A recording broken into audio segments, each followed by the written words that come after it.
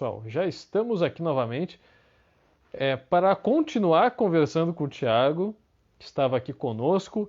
Fomos brutalmente interrompidos pelo Instagram. Ele faz isso sempre que chega a 1 hora de conversa. Então fomos interrompidos, mas já já continuaremos conversando aqui com o Thiago para a gente dar prosseguimento ao papo. Quero agradecer a todo mundo que já está aí. Vi que o William está aqui. Grande William. Valeu, William, por estar aqui. Grande presença. Deixa eu já chamar ele aqui. Aguardar o pessoal vai chegando aqui novamente nesta live. Olá, Cris, Felipe. Todo mundo que está novamente aqui com a gente. Está voltando. O pessoal já está voltando. Que maravilha. Fomos interrompidos, Thiago. Meio broxantinho, né, do Instagram parar e ter que recomeçar. Eu tava com o coração na mão ali de ter que te interromper, mas quando eu vi que faltavam 20 segundos, eu digo, ou eu falo agora, ou a live vai embora sem nenhuma despedida. E aí eu tive que te interromper, mas não queria ter que fazer isso. É realmente assim, a cada 1 hora o Instagram ele faz essa parada, porque o Instagram ele se preocupa muito com a integridade física dos seus usuários, né? O pessoal fica muito preocupado, que tem que tomar uma aguinha, tem que se hidratar, então o Instagram faz essas paradas aí, que é pra gente pensar um pouco nisso também, né? Mas a gente falava, Thiago, então, falávamos sobre o cinema de terror, ali falávamos sobre isso, né? Filmes de terror, eu declarando aqui a minha dificuldade de sentir medo dos filmes de terror. E, aliás, eu quero dizer para todo mundo que deixou comentários, depois eu vou relembrar isso, tá? Todo mundo que deixou comentários, eu separei várias perguntas ali para a gente comentar depois, porque foi muita coisa que chegou. O pessoal veio contribuindo pra caramba na live de hoje, que maravilha, eu fico muito feliz, aliás, porque o Thiago tem muitos fãs, porque o trabalho dele é maravilhoso e merece ter o reconhecimento que tem. Mas a gente falava, então, sobre isso, sobre o terror e por que às vezes eu tenho essa dificuldade de não sentir medo. O que me causou, aliás, ali no Mãe, que eu te falei agora há pouco, claro, não foi nem medo nem nada, mas foi como tu disse, um incômodo e uma aflição de saber o que ia acontecer. Eu adorei sentir isso, né? O filme em si, para mim, ele já é bom, o Mãe, mas o que ele me causou, eu valorizei muito. Eu valorizo muito o que me causa, assim, aquele incômodo, aquele sentimento que não sai, aquela aflição. Eu gosto muito disso. Eu fico sempre muito apegado a esse sentimento. E no quesito também. Diga. Não, porque o cinema acontece com filmes de horror, mas com qualquer gênero. O cinema é muito poderoso, cara. Dependendo do filme, ele fica comigo pra vida. Então, cenas cenas tristes que te fazem ficar pensativo. Certos filmes, eles não saem do seu sistema. Você acaba e fica pensando nele. E aí você precisa ver de novo, você sonha com o filme. E no horror, isso vem de uma sensação de medo estendida. Mas acho que talvez os filmes que mais me pegaram são os dramas, né? Esses dramas humanos. E para quem leva o cinema a sério, cara, para quem tem no cinema a principal forma de escapismo, de entretenimento, sua vida vai ser influenciada. Certos filmes podem mudar a sua vida, cara. Podem fazer você tomar decisões, novos rumos. Não, esse personagem me inspirou e agora eu vou tentar fazer igual. E acho que todo cinéfilo tem um pouquinho disso, de um personagem que foi significativo no momento da vida dele, ou de um filme que tirou o cara de uma fase de depressão. Filmes são mais do que só 1h30 de entrar num outro mundo. Eles podem ser uma coisa assim terapêutica, uma coisa que dura pra vida, cara. Sem dúvida alguma, cara. E aliás, eu sempre espero isso de um filme. Eu fico sempre ali, sabe, totalmente entregue, querendo ser surpreendido, querendo ficar emocionado, querendo rir pra caramba de uma comédia. E os filmes em que eu encontrei maior maior receptividade mesmo, assim, são os filmes, são os dramas. Não sei se é porque eu tenho maior facilidade em ficar emocionado, que é algo que me chama mais atenção, porque os filmes de comédia, por exemplo, Thiago, a maioria dos filmes de comédia que eu vi não me fizeram rir muito, assim, foi sempre rir pouco, em momentos muito pontuais, assim. Foram poucos filmes que eu me vi rindo, assim, várias partes do filme, que eu posso dizer, nossa, esse é um filme que eu ri pra caramba mesmo, assim. A maioria dos que eu vejo, eu pego o filme, eu acho divertido, o que não é a mesma coisa, mas acabo não rindo tanto assim quanto eu gostaria, de passar o filme todo gargalhando, sabe, de chorar, de rir, é o que eu sempre espero. Eu acho que eu tenho essa expectativa sempre do exagero, eu acho. Se é um filme de terror que eu vou pegar, eu quero me assustar, eu quero ficar assim, ó, abraçando o travesseiro de medo. Se for uma comédia, eu quero chorar de dar risada. Eu acho que eu sempre tenho essa expectativa, e é isso que acaba me frustrando às vezes, porque acaba, né, não sendo correspondido a tanto assim, pelo menos. A expectativa é um horror, cara. A expectativa vai atrapalhar quase todos os filmes que você assistir. Em alguns casos pode ajudar. Se sai um novo filme do Michael Bay, minha expectativa é baixa, então pode ser que me surpreenda. Então a expectativa também pode funcionar a seu favor. A questão da comédia é que ela é geralmente vista como um gênero menos importante do que o drama, tanto que comédia não ganha Oscar. Mas é porque a vida é um drama. A vida é foda. Ninguém tem, entendeu? As comédias têm muito menos a dizer sobre a realidade das pessoas do que um bom drama. A não ser aquela comédia mais obscura, que vem da tragédia, né? Mas aí já é o tipo de humor que os irmãos Coen fazem, por exemplo.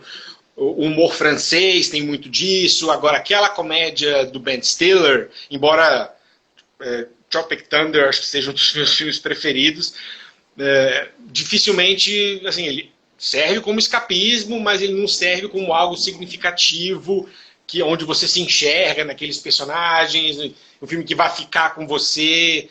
Só os clássicos, que você considera clássicos, aqueles que coçam o seu ossinho e fazem você rir. Cada um vai ter um tipo. Eu tenho os meus top 10 aí, são filmes que sempre que eu preciso de um momento de leveza, eu vou neles e eles sempre me fazem rir, mesmo sabendo exatamente o que vai acontecer. E normalmente são filmes bobos, são filmes justamente que não me fazem pensar, onde eu só quero ver uma careta engraçada ou uma situação bocó, ou seja, o Jim Carrey em Ace Ventura, por exemplo. Aquilo narrativamente não serve para nada, mas é engraçado. Então também tem o seu valor. Eu gostaria de ver assim mais reconhecimento um dia, uma comédia bem declarada mesmo, não um drama com pinceladas de comédia. Eu queria ver uma comédia ganhar Oscar de melhor filme. Acho que seria um momento de inovação para a academia, mas não vai acontecer nunca. Eu vi muitas pessoas falando aqui, e eu concordo plenamente, que Auto da Compadecida é um dos filmes mais engraçados e maravilhosos. Eu concordo plenamente. Para mim é um dos melhores filmes aqui do Brasil, e que me fazem rir muito durante o filme todo, além de ter um arco dramático que eu também tenho que aplaudir, interpretações fantásticas. É um filme que dá gosto assim, da gente assistir, e isso é uma coisa que me chama a atenção. Porque às vezes eu reconheço que tem filmes que são melhores do que outros, mas eu valorizo muito aquilo que eu sinto assistindo o filme. Por isso que, por exemplo, eu gosto mais de O Auto da Compadecida aqui no Brasil do que de Cidade de Deus, também aqui o filme brasileiro. Porque o Cidade de Deus eu gosto muito, mas é um filme que eu me sinto muito mal assistindo, cara. É aquele filme que causa aquela sensação de nossa, por que eu tô vendo isso, cara? É muito forte, é forte demais. Então o Auto da Compadecida eu me sinto mais à vontade em assistir, porque vai me transmitir sensações assim maravilhosas, né, cara? Uma vibe toda muito leve, ao mesmo tempo em que Auto da Compadecida é super dramático também. E conseguiram fazer isso com maestria, a meu ver. Por isso que, para mim, esse é um dos maiores filmes que a gente já teve aqui no Brasil. E não canso de assistir. Eu posso assistir 50 vezes por ano, que eu estou super familiarizado, gosto, quero sentir de novo todas as emoções. E eu acho que a gente tem um pouco disso, né? Tem uma parte de nós que sabe que um filme é bom. Nem por isso a gente gosta dele. Assim como tem vários filmes que a gente sabe que são ruins, tecnicamente, mas a gente tem um sentimento bom por ele, tem um carinho, e é nisso que eu quero entrar agora, que são os famosos guilty pleasures, que eu já queria conversar contigo sobre isso. Eu vi que tu falou sobre isso com o Marden, num vídeo maravilhoso lá, aliás, 2 vídeos, com ele, mas eu queria entrar nesse assunto que eu acho sempre maravilhoso, os guilty pleasures. Como é que é isso para ti, Thiago, a tua relação com eles? Eles chamam de guilty pleasures aquela coisa que você, no fundo, sabe que é ruim, mas você gosta. E eu já falei isso várias vezes no canal, existe uma diferença muito clara entre algo ser bom ou ruim e você ter gostado ou não de algo. Você é perfeitamente capaz de não gostar de algo bom e de gostar de algo ruim. São discussões diferentes. Guilty pleasures são importantes. São aqueles filmes que não desafiam o seu senso crítico em nenhum momento. Você sabe que eles são pobres narrativamente, mas alguma coisa lá pode ser uma sensação de nostalgia, pode ser um tipo de humor bocó que é exatamente o que você está precisando ver, ou pode ser algum tipo de breguice. Por exemplo, um dos meus guilty pleasures é um filme do Patrick Swayze chamado Roadhouse, onde ele dá porrada em todo mundo, e o filme é muito fraco, assim, ele é cheio de clichês, as interpretações não são boas, e ele é cheio de momentos onde são tão maquinados, assim, são tão artificiais em termos de roteiro, que ao invés de virar o olho, você acaba rindo, né? Que são diálogos do tipo... eu sempre falo dessa cena, ele acabou de levar uma facada, e aí ele vai lá sem camiseta, gostosão. Primeiro que ele está sem camiseta, mas tudo bem. Ele está lá sem camiseta, com a mão assim, gostosão, no médico, a médica, claro, se derretendo toda por ele. E aí ela fala, eu vou, como é que ela vai? Eu vou grampear a sua ferida. Deixa eu te dar uma anestesia. E ele fala, não, obrigado. Primeiro, por que não? E aí ela pergunta para ele, você gosta de dor? E ele fala, dor não dói. Velho, isso é, entendeu? Ninguém falaria dor não dói, mas ele é o Patrick Swayze, ele é machão, ele é o herói do filme. Então eu vejo aquilo e eu tô sorrindo, até porque esse tipo de filme do machão que chega numa cidade e toma conta de tudo, isso tá morrendo, esse subgênero, é quase um faroeste, embora ele se passe nos anos 80. Então é um guilty pleasure total. Outro exemplo é o Âncora, que é um filme com Will Smith, onde ele faz um jornalista dos anos 70, que fica putaço porque contratam uma mulher para trabalhar com ele, e ele é super machista. E aí tem pequenas coisas como ele meio que acertando aquele bigodão bem anos 70, e ele está aquecendo a voz, ele fala coisas do tipo, sei lá, o homem, como é que é? Ele fala, o Lanterna Verde pediu um empréstimo no banco. Ele fica falando umas besteiras para soltar, e isso eu morro de rir com isso. Tem um personagem que é do Steve Carell, que é completamente sem noção, ele vive em outro mundo, então ele faz coisas como comer uma coisa que não é comida e começar a babar, sabe? É um tipo de humor que não é refinado, não é difícil de fazer, mas é hilário, para mim é hilário. Então guilty pleasures eu acho que são importantíssimos. Eu fico curioso para saber... Tem crítico, né, que meio que esconde isso e... Não, o cara é crítico de cinema, ele jamais pode admitir que gosta disso ou que não gosta daquilo. Mas eu gosto de cada trecheira, cara. Os filmes do Afonso Braza, por exemplo, são muito engraçados. São terríveis, mas são engraçados de ver.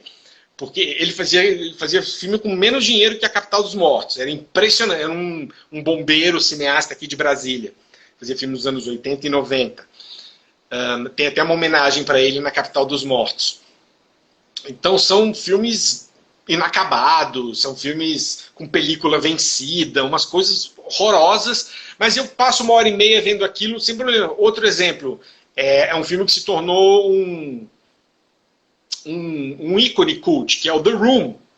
Aí, inclusive fizeram um filme sobre os bastidores desse filme, com James Franco, chama The Disaster Artist. The Room é absolutamente terrível, ninguém discorda. Mas eu vejo The Room hoje numa boa, eu não vou assistir Moulin Rouge de novo, sabe? Ou algum dramão carregado. Mas eu posso ver The Room 30 vezes. Então, o cinema legal, o cinema que agrada, não é só o bom cinema. O cinema trash, o cinema ruim, ele também tem seu lugar, e isso é importante, porque isso acaba estimulando, isso fazendo com que o cara que quer fazer um filme, mas não sabe nem por onde começar, que ele não desista. e de repente ele faz o próximo The Room.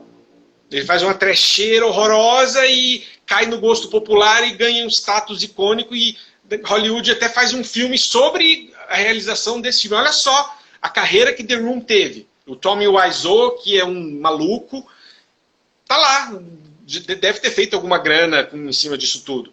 Então, eu gosto de Guilty Pleasures, eu acho que eles são necessários, eu acho que o filme ruim é necessário, eu tô cheio de Guilty Pleasures. Cara, you tearing me apart, Lisa! Pois é, velho. Entendeu? Ele queria fazer uma coisa séria, ele achava que ele estava fazendo uma coisa meio Tennessee Williams, assim.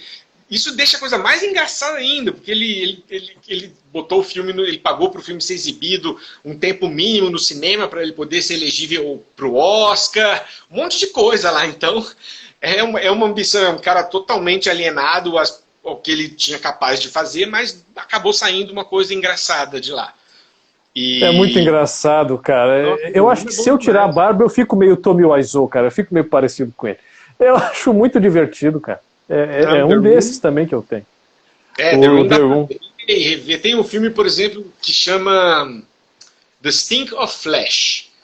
É um filme de zumbis, é um casal de swingers, mas eles estão no apocalipse zumbi, então eles não conseguem achar outros casais para fazer swing. Entendeu? Então só isso você já vê e fala, não. E aí eles acham uma mulher e ela tem uma... Se alguém aí assistiu The Stink of Flesh, por favor, deixe um comentário. Ela tem uma pinta, uma coisa meio nojenta na barriga, e a pinta fala. Entendeu?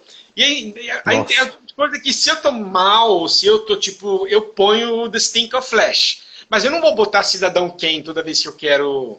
Entendeu?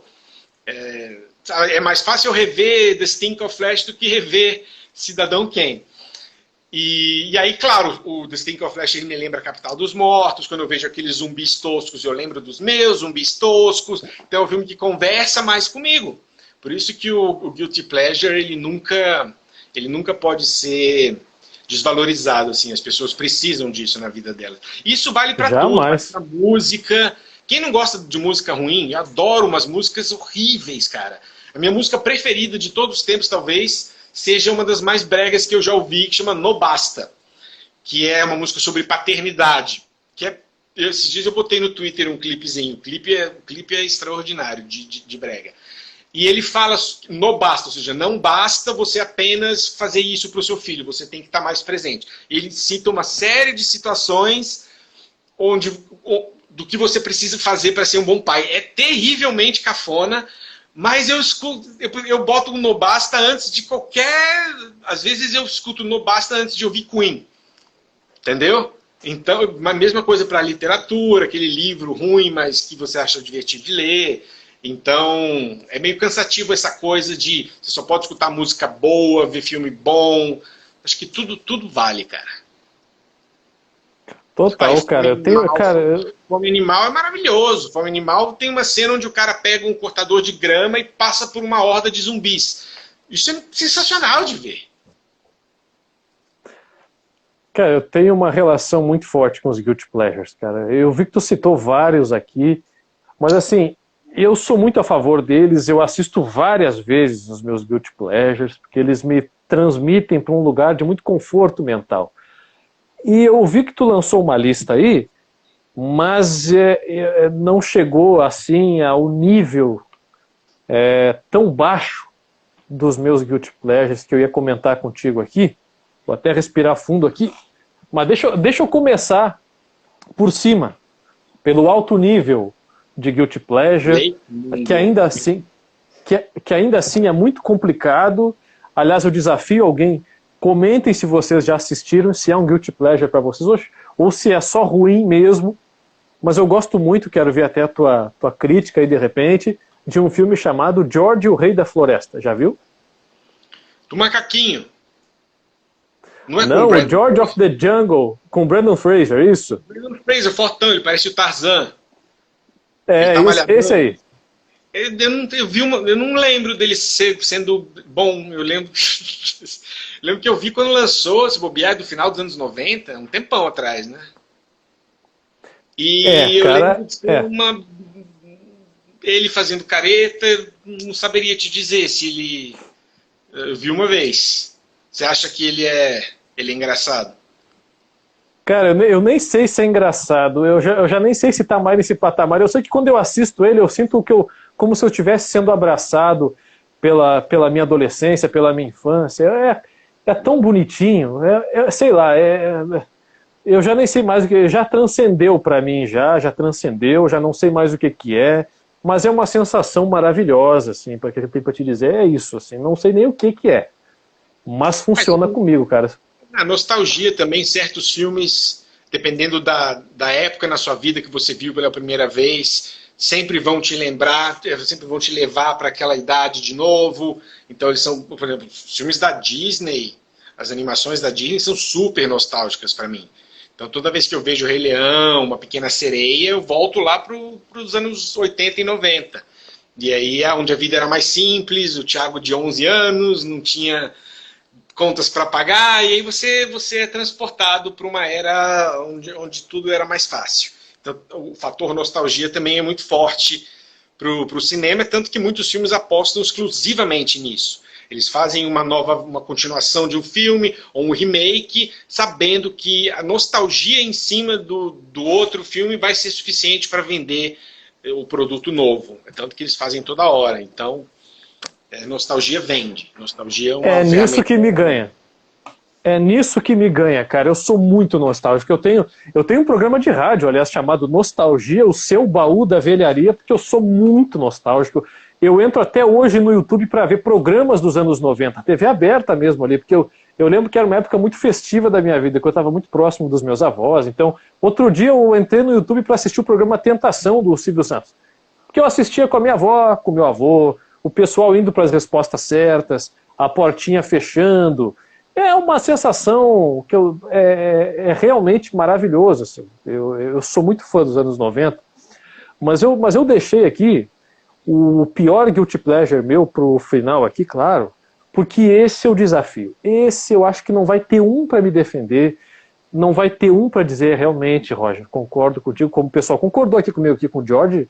O pessoal disse ali, não, o George é maravilhoso, o George é incrível, que bom, muito obrigado, não me sinto tão mal agora. Mas porque esse talvez seja um dos filmes mais, como vou dizer, mais tecnicamente mal feitos, porcamente feitos, sei lá, em cima de nada.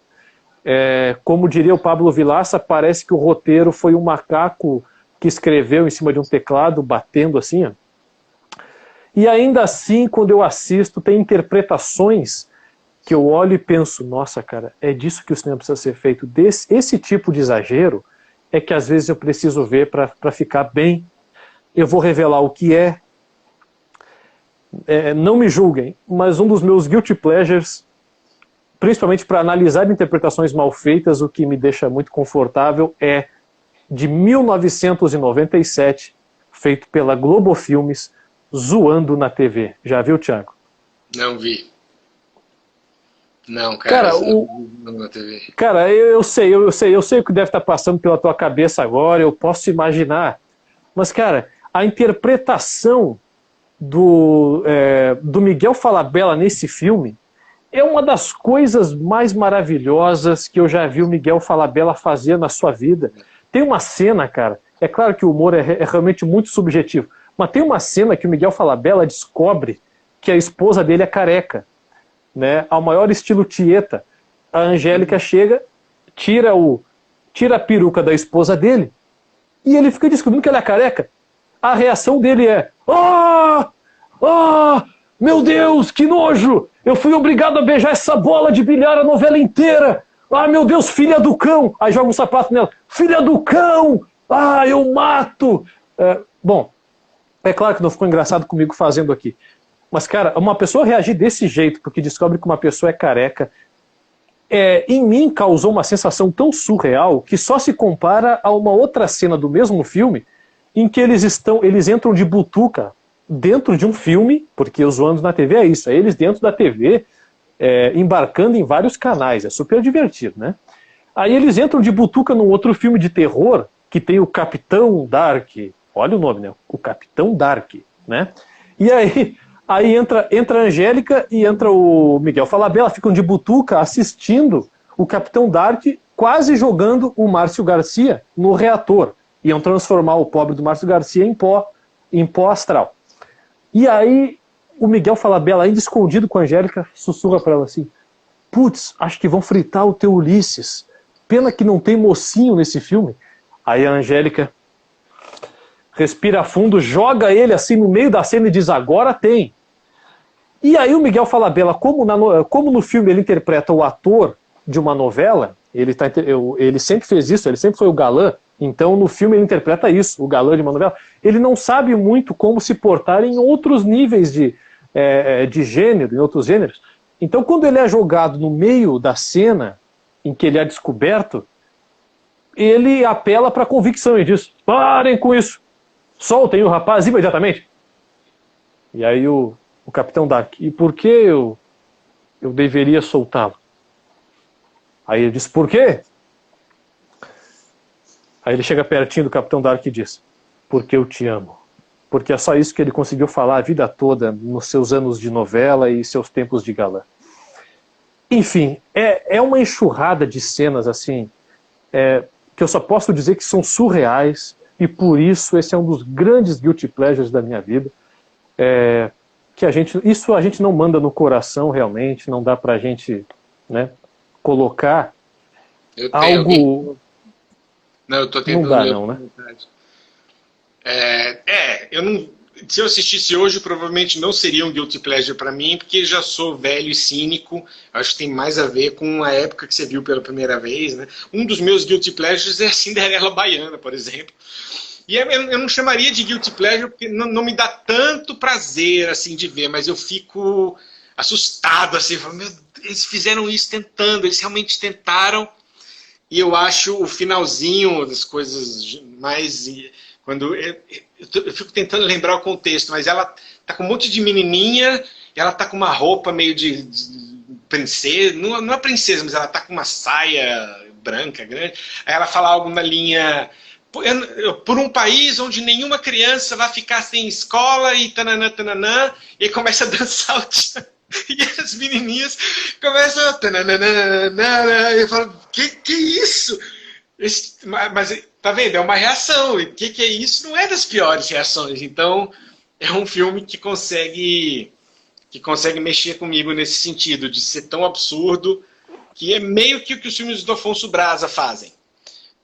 Então num guilty pleasure já a expressão já diz tudo, né? Não tem como errar, a pessoa sabe que é ruim, mas gosta. Então cada um gosta do que gosta. Cinderela Baiana é forte realmente. Baiana E tem o Lázaro Ramos, né? Lázaro Ramos, cara. É verdade, cara. O Ramos tá nesse filme, velho. Não! É foda, cara. É o Lázaro Ramos no Cinderela Baiana e o Anthony Hopkins no Transformers 5. O que acontece com as pessoas, bicho? Mas o Anthony Hopkins ganhou uma fortuna pra fazer aquilo, então pelo menos você entende. Sim, exatamente. Tem toda a razão. Esse é um ponto admirável a considerar. E o glorioso Inspetor Faustão e o Malandro, hein? Também, esse aí eu não vi por escolha mesmo, cara. Não quis ver, não. Cara, esse eu acho que ele é mais pesado que o filme da Cinderela Baiana, pelo menos foi pra mim, a ponto de eu não conseguir ter um sentimento positivo quando eu assisti, cara. É muito difícil. É difícil de ver. Tem uns que... É porque se o filme tenta ser bom, se ele tenta muito ser bom, em alguns casos funciona, como The Room, mas há outros... Principalmente quando o filme tenta ser engraçado sem conseguir. Aí já fica mais difícil de você se divertir com o filme mesmo dentro dessa dinâmica de tão ruim que é bom. Que funciona melhor quando o filme tenta ser dramático e não consegue. Aí você pode rir do filme. Mas filmes que tentam ser engraçados, comédias que tentam, tipo esses date movie, ou não é mais um besterol americano, e esses filmes paródia, sabe esses filmes paródia? Que pegam cenas de filmes famosos, fazem uma piadinha, juntam um monte e chamam isso de narrativa. Isso pra mim é o tipo de cinema mais pobre que há. Você está tentando criar humor em cima de sketches de outras coisas famosas, sabe? Não dá, eu não consigo. Assim, não há suficientes boas ideias nesse tipo de formato para funcionar. Eu nunca vi um filme assim que funcionasse. Acho que eu vi uns 6 ou 7 e sempre a mesma coisa. Sabe? Tipo, olha o personagem daquela franquia, agora ele tá com a bunda de fora. Tipo, o Jack Sparrow tá escorregando. Sei lá, é um tipo de humor mais básico. Até o Adam Sandler faz coisas um pouco mais inventivas. Os deuses devem estar loucos, deve ser outro desses. Eu não consigo ver isso aí. Aí já me incomoda, porque aí são filmes com dinheiro e são filmes que estão tentando vender algo preguiçoso ao extremo como humor. E tudo bem que o humor é subjetivo, mas, porra, né? Tem um filme que eu vi ano passado, alguma coisa, não sei se era Estúdio 50, não era Estúdio 51, era alguma coisa 51 ou 43, que tinha um elenco, tinha o Hugh Jackman, e ele tinha uns testículos no pescoço, e toda a gag da cena é que ele tinha testículos aqui, e aí ele usava um cachecol, e o testículo aparecia, depois... E aí eu, sabe, beleza, ele tem testículos, mas aí você bate nessa gag durante a sequência inteira e perdeu a graça nos primeiros 5 minutos. Então, Movie 43 aí, alguém colocou. Então, alguém está mandando falar de filmes bons, realmente. Porque, mas são só filmes bons aqui, pessoal. Todos filmes maravilhosos, cada um tem seu público aí, mas eu estou entendendo o que o pessoal está falando. Entendi, obrigado pelo toque. Valeu pelo toque. Mas eu tinha que entrar nesse tópico aqui, porque, né, como é que não ia entrar em Guilty Pleasures? Poxa, a vida é feita disso.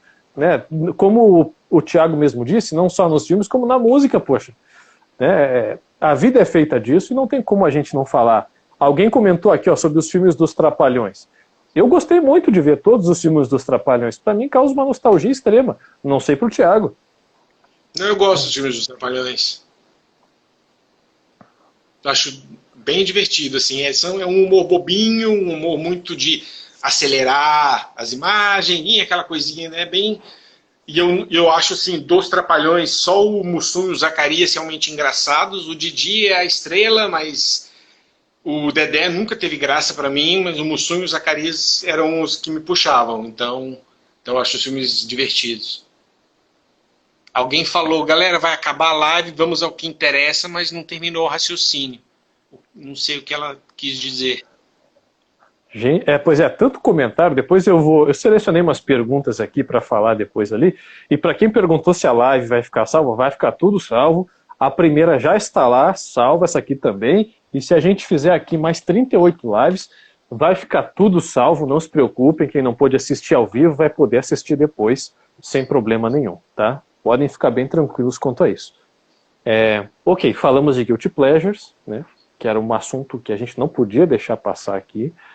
Agora eu queria perguntar, alguém perguntou aqui uma coisa que eu já ia perguntar mesmo, assim, se tem algum filme clássico ou desses filmes mais aclamados e tudo mais que tu ainda não viu e está se guardando para ver ou ainda não achou o momento certo para ver.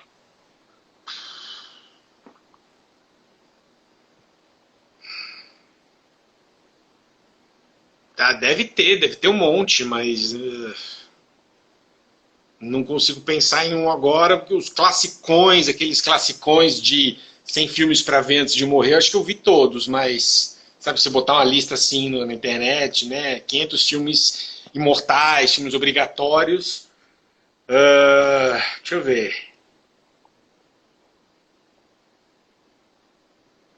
Não consigo pensar em um agora não, cara. Se você tivesse uma listinha aí, talvez fosse mais fácil, mas... Eu ia perguntar se tu já viu Lawrence da Arábia, mas é claro que já viu, né? Já algumas vezes. Acho que eu até que é um dos maiores... Já falou dele sim. Lembrei agora. Em alguma coisa. Lawrence da Arábia é bom pra caramba, exige paciência. Também não é aquele filme que eu vou, né, que eu revisito com frequência. é sabadão à tarde, bora ver um Lawrence da Arábia, né? Eu prefiro ver The Room. Mas sim. Exatamente. É aí que eu bato sempre, cara. É isso que acontece comigo. Eu vou te falar que é isso. Vou assistir Poderoso Chefão. Na hora, bate alguma coisa ali, como se eu sentisse que eu não estou preparado ainda, que eu posso esperar até ficar, sei lá. E aí eu acabo vendo os filmes que eu já vi, cara. Eu tenho muito disso de ver filme repetido.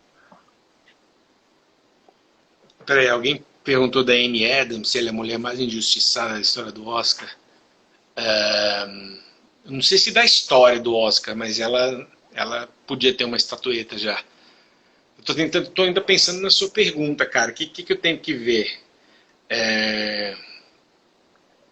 Não se preocupe. Texas, já vi. Oi? Depois, se vier essa resposta, não se preocupa, porque tu já fez também muito. Tu já deve. O que tu já assistiu de filmes mais ou menos aí? 10 mil filmes, será? Não faço ideia. Cara, é muito filme, cara. Não sei, nunca parei pra... Eu acho que eu vejo em torno de uns 400 por ano, mas... Caramba. Mas eu não sei quantos filmes eu vi. Nunca me preocupei com isso, assim,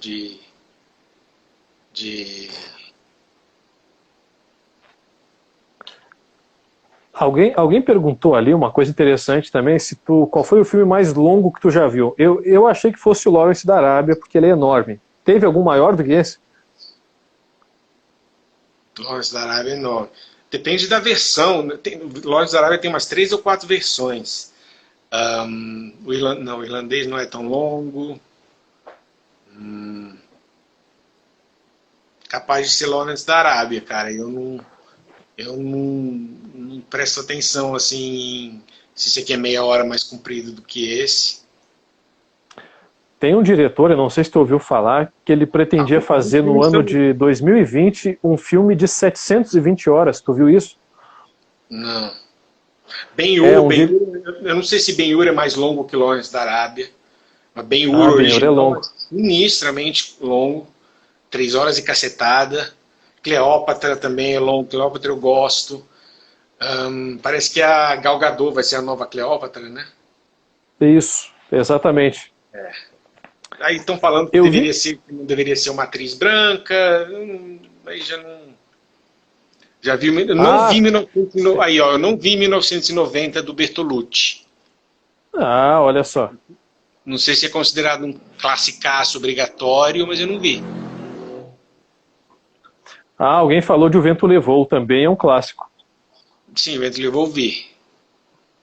Calígula, tá ali, ó. Que você fez de uma mulher se arrumando e o marido atrás, era o Pablo Vilaça? Não. A festa não é o Pablo, é o Pablo Peixoto. Um amigo meu que também está na capital dos mortos, não é o Vilaça. Assisti esse curta, assim como vários outros. Esse curta eu gosto, aquele cara. Também tá super atual também, né, aquele. Não, esse curta eu gosto porque ele foi meu trabalho de TCC, a ideia era fazer um cinema, porque uma das ferramentas que facilita o cinema em relação ao teatro é a edição. Eu acho que o trabalho de ator de teatro é mais difícil do que o de ator de cinema. É tanto que no cinema você pode se dar o luxo de chamar o Marlon Brando, doidaço das ideias, sem ter lido o roteiro, e ele ainda vai conseguir fazer com que ele dê uma performance memorável, né, dessas icônicas, como por exemplo em Apocalipse Now. No teatro isso não dá. Se você subir no palco, né, você não vai enganar durante tanto tempo. Você pode até improvisar alguma coisa, mas uma hora o texto vai precisar estar lá. E aí, eu fiz isso muito na Capital dos Mortos, né, que eu estava trabalhando com alguns atores que não eram atores, o Gustavo tem muita dificuldade com diálogo, e eu enchia ele de diálogo, e eu falava, Gustavo, fala assim, tananã, tananã, só até aí. Aí eu acertava até aquele pedacinho. Agora outro, e aí eu picotava tudo e colocava na edição e dava um jeito de fazer funcionar. E eu gosto quando o cinema ele usa... Tem um filme brasileiro que faz muito isso, que é... é um filme sobre... Como é que é o nome desse filme? Um filme que se passa num futuro meio distópico, onde a igreja tomou conta de tudo, tem até drive-thru de igreja, e a personagem principal, ela tá num culto onde ela transa com outros casais, porque ela é uma burocrata que dificulta as pessoas a se divorciarem, só que aí ela é engravida e ninguém sabe quem é o pai, e enfim. E esse filme é um dos exemplos recentes, Divino Amor. Esse filme usa muitos planos longos, planos sem cortes. E isso exige ensaio, isso exige mais ensaio dos atores. Eu gosto disso. E para fazer a festa, a gente teve que ensaiar pra caralho, porque são 10 minutos sem corte. E eles não estão nem encarando, ela tá de costas para eles, se vendo no espelho, eles têm que brigar. Tem uma hora onde as revelações elas têm um peso emocional mais forte. Então, é um tipo de filme que não dá para fazer, assim, liga a câmera e faz. A gente ficou, acho que umas 2 semanas ensaiando. Então eu gosto da festa, um dos meus curtas meus preferidos. Consegui quase tudo que eu queria em relação à ideia da câmera quieta e ser uma coisa mais teatral. E junto com Caíras, dos meus filmes, seriam os que eu recomendaria para alguém, sabe? Os outros eu passo. Mas são maravilhosos, eu assisti a maioria dos curtas, aliás, alguns eu já assisti há muito tempo, não foi nem coisa de agora, eu já tinha assistido, né? Achei muito bons, e a questão, num outro momento eu ia mesmo entrar contigo, isso eu achei muito legal, a maquiagem do Caíra, né? Não só o elemento cênico que chama atenção pra caramba, que é aquela criatura que tu comentou, que foi muito bacana, fazer ela morta para poder dar todos os detalhes e tudo mais, mas é muito bem feita a ambientação também. É tudo coisa da tua cabeça, do diretor Thiago Bellotti? Cara, a ambientação foi improvisada. Eu morava naquela casa, então é o tipo de coisa que você faz quando faz cinema sem dinheiro. Você vai atrás da locação de algum amigo seu, ou um sítio, ou algum lugar onde funciona. Como tinha um corredorzinho lá, eu falei, dá para ser o lugar onde eles encararam a tal da criatura. A ideia era fazer um filme de monstro. Eu tinha feito de zumbi, eu falei, quero mexer em mais gêneros do horror. Então, tanto que eu tenho um roteiro de um slasher, que eu gosto muito. Um dia eu vou fazer. Que é um slasher brasileiro. A gente tem poucos slashers, né? Ícones do slasher, tipo Jason, Michael Myers, Freddy Krueger, brasileiros. E aí era a minha tentativa de fazer um filme de monstro. A ideia era ter monstros funcionais, né, com efeitos práticos mesmo. Só que aí a gente foi fazendo, chamei o Hermes, que é um cosmaker de Brasília, que faz cosplay e tal, faz fantasia para o mundo inteiro. E a ideia era fazer uma coisa meio fantasia, eles iam para um mundo onde tinha uma princesa que jogava um feitiço para combater esses monstros, eu ia tentar algumas coisas com efeitos visuais, e aí, sentando e conversando com o Hermes, a gente viu que, olha, aquele monstro foi caro, foi difícil de fazer, não dá para fazer ele se mexer, então aí eu preferi reduzir e deixar o roteiro para se algum dia eu tivesse grana ou alguma coisa. Então, a gente contou um trecho da história que mostra que esses monstros existem e que eles atacaram um casal, e aí o roteiro é em cima da maneira como eu conheci minha ex-mulher e tal. Tinha um diálogo lá, que era o primeiro diálogo que eu tive com ela na UNB há 20 anos. Então ele era muito pessoal para mim, hoje eu já olho com outros olhos, e ele me deixa triste, é um filme que eu não reassisto, mas ele ainda falta para realmente ser bom. Ele precisava de mais sangue, um ator melhor, porque eu não sou bom ator, a Maria Carolina, que faz a atriz, é muito boa, então perto dela eu fico pior ainda, precisava de alguém mais dramático ali, e mais sujeira, mas eu morava lá, se eu sujasse a casa inteira de sangue, ia ficar tudo rosa depois. Mas eu gosto do Caíra, eu gosto da ideia por trás do Caíra. Tu interpretou bem pra caramba, cara. Eu vi com olhos de ator itinerante, de ator amador, que por vezes eu também atuo aqui, e gostei muito, cara. Eu senti ali a tua dor, cara, tava muito bom, e realmente foi um dos que eu mais gostei dos teus curtas, foi o Caíra, realmente. Achei muito legal, assim, aquela questão de ser um curta que ele já nasce como nos trazendo uma ideia de que antes muita coisa aconteceu e que depois do curta muita coisa vai acontecer e a gente é colocado no meio daquela história. É isso que eu achei mais fantástico. Assim, eu escrevi mais coisa do Caíra, tanto que ele termina com a Maria Carolina pegando uma bolsa com os ovinhos lá do monstro e indo. Então ela está indo para um mundo cheio de monstros. Parecido com esse que lançou agora, eu fiz a crítica hoje, que é Love and Monsters. Só que, né, cinema brasileiro, sem dinheiro, como é que eu vou fazer um filme de monstro, né? Até onde você vai só sugerir que existem monstros com sombras e arbustos se mexendo? Uma hora você tem que mostrar os monstros, então não dá para fazer. Mas eu tinha toda uma criação de mundo, cara, em cima do Caíra, em cima da explicação por trás dos monstros, de como aqueles ovinhos, de como eram os monstros filhotinhos. O Hermes tinha feito uns desenhos, outros tipos de monstros, a versão, porque a Caíra é fêmea, né? Como era o macho, ele tem umas coisas na cabeça a mais, e foi a minha tentativa de entrar no mundo dos monstros. Mas filme de monstro com cinema brasileiro, cara, mesmo se tivesse grana, ia ser complicado de fazer. Então, de repente, é um projeto para algum dia fazer. Alguém está me perguntando se eu quero fazer longa, se eu só faria Capital dos Mortos com 100 mil reais. Sim, eu faria outro longa, não sei. Eu tenho roteiros que eu gosto.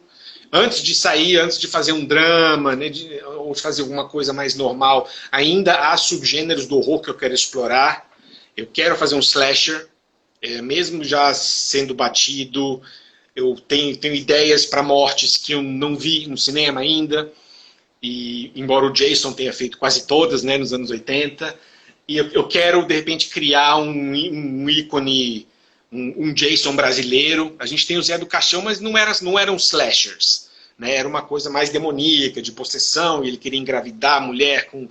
Eu quero um gênero bem estabelecidinho, que começou com um Giallo, né, no cinema italiano. Alguns dizem que começou com Psicose, ou até um pouco antes, mas beleza. O slasher ficou popular nos anos 80 e eu queria um bom slasherzão pronto, assim, de 1h30 nacional, sabe? Com um vilãozão que usa uma máscara, ou um bom mistério por trás da identidade, a motivação pela qual ele mata. Eu tenho um roteiro onde eu uso elementos de Umbanda, chama A Vingança do Caboclo, mas por outro lado eu acho que é um pouco insensível o roteiro, porque ele pega elementos de uma religião e transforma em entretenimento. Não sei se é uma boa ideia, mesmo sendo macumbeiro, mas o roteiro é bom. E dentro da Umbanda, a iconografia da Umbanda, ela permite uns assassinatos sensacionais. Então, pelo menos no papel, eu gosto desse roteiro, mas eu não sei se eu faria. E a Capital 3, para fechar a trilogia, eu faria se os meus 2 produtores entrassem, que são o Thiago Esmeraldo e o Rodrigo Luiz Martins. Se os 2 chegassem, olha, vamos mais um? Com os 2 dentro, eu preciso da ajuda deles. O Thiago me mantém são e o Rodrigo, ele é um cara que resolve problemas. Fala, Rodrigo, eu pensei numa cena, tananã, e ele, tá, vamos fazer assim, tem um lugar lá em Sobradinho que é vazio, a gente faz uma grua com um guindaste. O Thiago também é bom nisso, Esmeralda. Então eu preciso deles para manter as minhas ideias em xeque. Então faria um terceiro, desde que com a equipe certa. E não sei, depois da vacina eu penso, cara, se eu volto a... Talvez seja a hora de fazer mais um longa. O Capital 2 foi em 2015, né? Já são 5 anos. E talvez seja legal assim, mudar um pouco de rumo e fazer mais um. Ver se eu consigo achar o equilíbrio entre o tom fúnebre da Capital 2 e as coisas mais ridículas e escatológicas do 1, e colocar um pouquinho de cada e fazer um 3, que o 2 tem problema, o 2 se acha, ele é prepotente, ele é presunçoso, ele se acha mais dramático do que precisava. Então eu queria um pouco do visual, eu gosto da criação de mundo do 2, parece um mundo apocalíptico. No 1 passava carro no fundo, o 1 era ridículo, a gente queria sugerir que o apocalipse estava começando, mas né, os atores aqui, e eu ao invés de simplesmente virar a câmera, eu pegava eles e os carros passando, a cidade funcionando de boa. No 2 não, no 2 a gente fez uma criação de mundo melhorzinha. E eu faria um terceiro sim, para ter até para uma coisa pessoal, ter a trilogia bonitinha, ter os 3 cartazes na parede, assim, da minha casa, né? E pelo menos isso eu fiz, né? Isso aí sendo ruim ou sendo bom, tá feito. São 3 longas, a trilogia, a história terminou, porque a história não terminou. Eu tenho até um convite para te fazer, fica aí o convite sincero, seja para tu fazer o 3º filme da série Capital dos Mortos, ou seja, para a criação desse novo slasher aí que vai dilacerar geral. Quando sair a vacina, cara, dá uma chegadinha aqui no interior do Rio Grande do Sul, que tem umas locações maravilhosas, cara.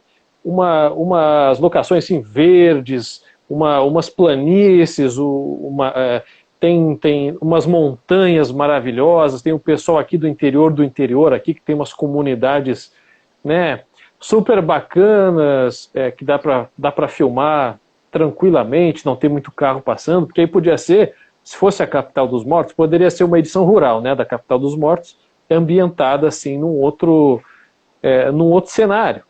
E se fosse o slasher lá que vai sair aí, podia ser um slasher que saiu do interior, que veio, começou nas pequenas comunidades, ao estilo chupacabra, como o pessoal falou aqui, né?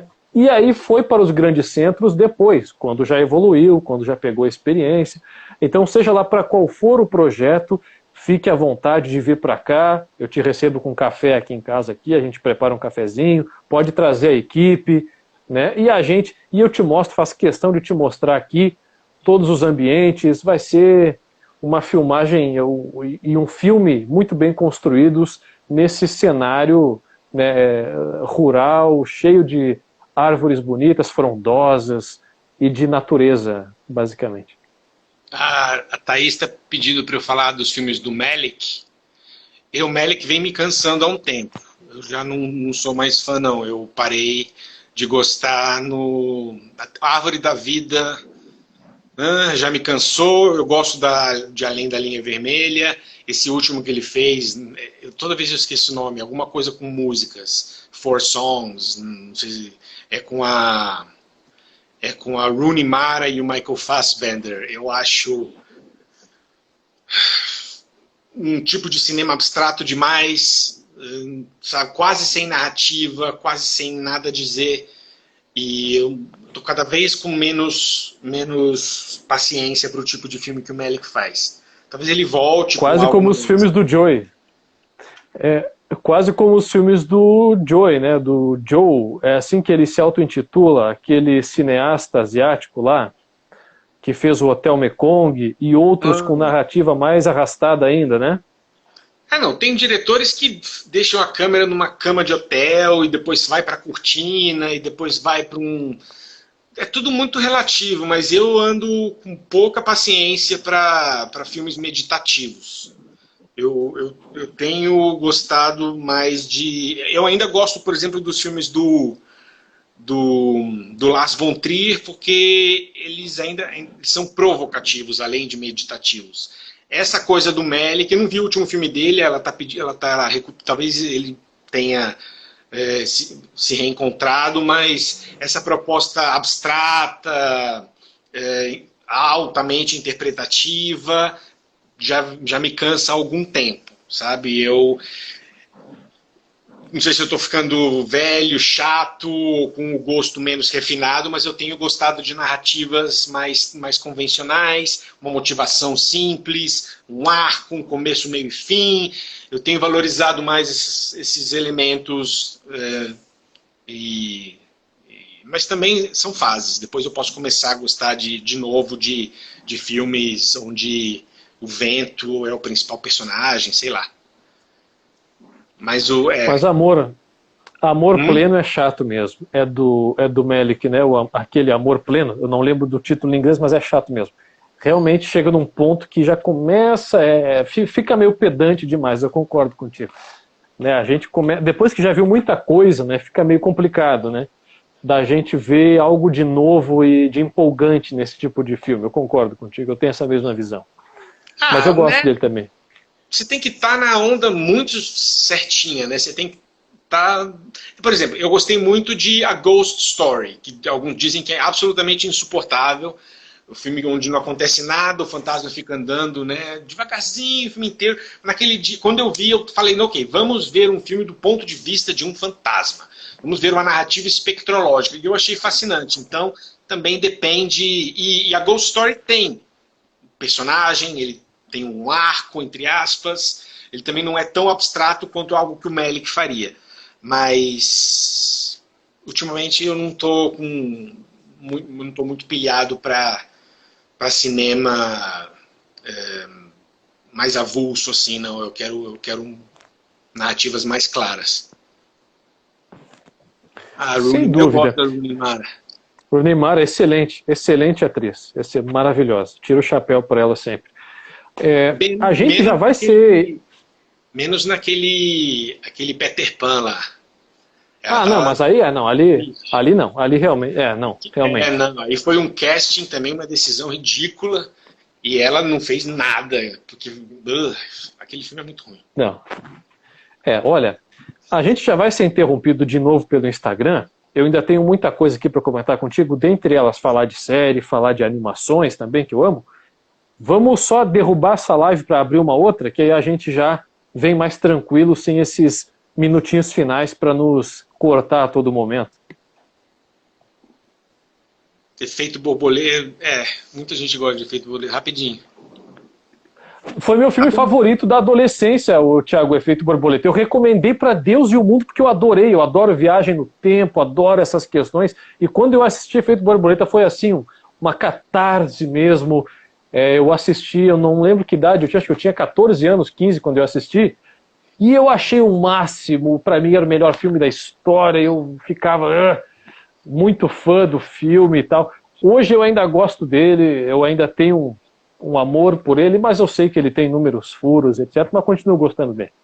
Eu não morro de amores porque eu tenho muita dificuldade com o Ashton Kutcher, assim, é um desses atores que me gera antipatia imediata. Eu tenho isso com a... Como é que é o nome dela? Com a Catherine Zeta-Jones, por exemplo. Não gosto de nada que ela faz. Mas sim, o Efeito Borboleta tem seus méritos, até porque é uma premissa muito difícil de estragar, né? Você faz uma coisinha aqui, e aí o que vai mudar na realidade? Então, como é que você estraga um negócio tão legal? Mas eu acho o filme só mediano, não morro de amores, não. Cameron Crowe, o que tem Cameron Crowe? Gosto do Cameron Crowe. Alguém falou de Donnie Darko também, que eu gosto pra caramba. Boa lembrança, Donnie Darko. Donnie Darko exige uma reflexãozinha. Exige, exatamente. Pi também, do Aronofsky. Tem o filme de Saramago, como é que chama lá? O Homem Duplicado. Eu joguei muito pouco The Last of Us 2, não dá para fazer uma crítica.